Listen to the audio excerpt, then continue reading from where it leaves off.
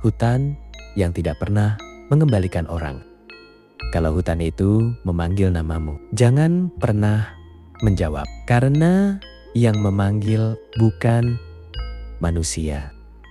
Di sebuah desa tua di kaki pegunungan Jawa, ada satu aturan yang tidak pernah tertulis, namun ditaati semua orang. Jangan masuk hutan larangan setelah matahari tenggelam. Hutan itu bukan hutan biasa, warga menyebutnya Wana Kertaningrat. Dari luar, hutan itu tampak sama seperti hutan lain. Pohon tinggi, akar menjalar, kabut tipis di pagi hari. Namun, semua orang tahu satu hal. Hutan itu tidak pernah benar-benar sunyi. Orang tua sering berkata, kalau malam tiba, hutan itu bernapas. Dan yang paling ditakuti, hutan itu mengingat nama manusia. Tokoh utama cerita ini bernama Jaka Pramana. Seorang pemuda desa yang dikenal keras kepala, logis, dan tak terlalu percaya cerita mistis. Baginya, cerita tentang hutan hanyalah cara orang tua menakuti anak-anak. Sampai suatu hari, kakaknya menghilang. Namanya Rangga. Terakhir, terlihat masuk ke hutan Wana Kertaningrat untuk mencari kayu. Warga melakukan pencarian selama 3 hari. Tidak ada jejak, tidak ada darah, tidak ada tanda perlawanan. Hanya ditemukan satu benda, ikat kepala Rangga, tergantung rapi di dahan pohon, seolah sengaja dipasang.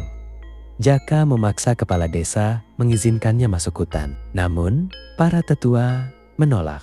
Seorang kakek bernama Mbah Wiryo akhirnya berbicara. Kalau kakakmu masuk karena dipanggil, maka yang memanggil sudah mengenal namanya. Jaka bertanya, dipanggil siapa? Mbah Wiryo menunduk.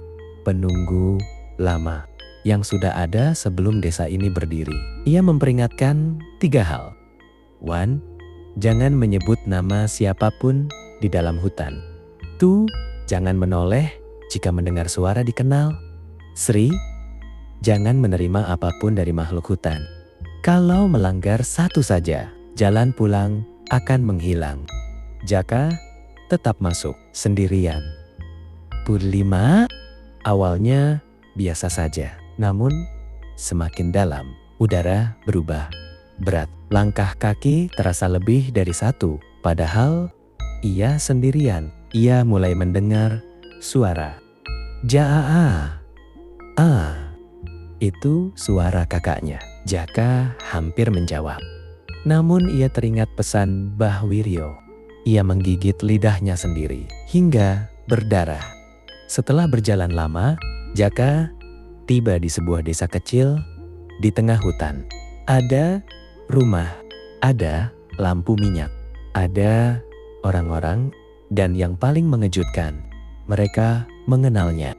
Jaka, sudah pulang? Kenapa?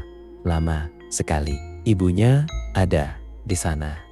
Namun, wajahnya tidak memantulkan bayangan di air. Ibunya menawarkan makanan.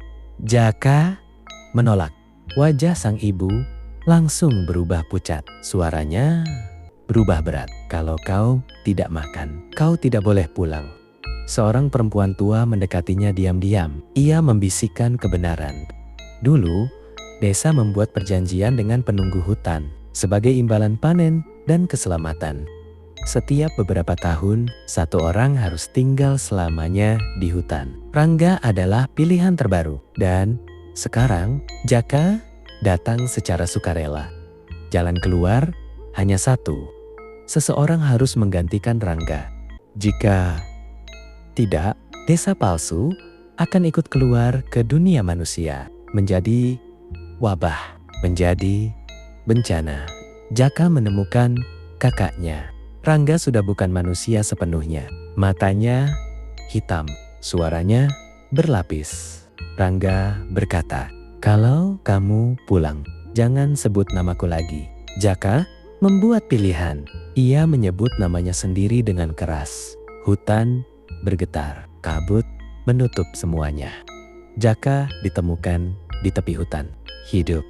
Namun, sejak hari itu, ia tidak bisa menyebut namanya sendiri. Ia tidak memiliki bayangan Dan setiap malam orang mendengar suaranya dari hutan memperingatkan orang lain agar tidak masuk.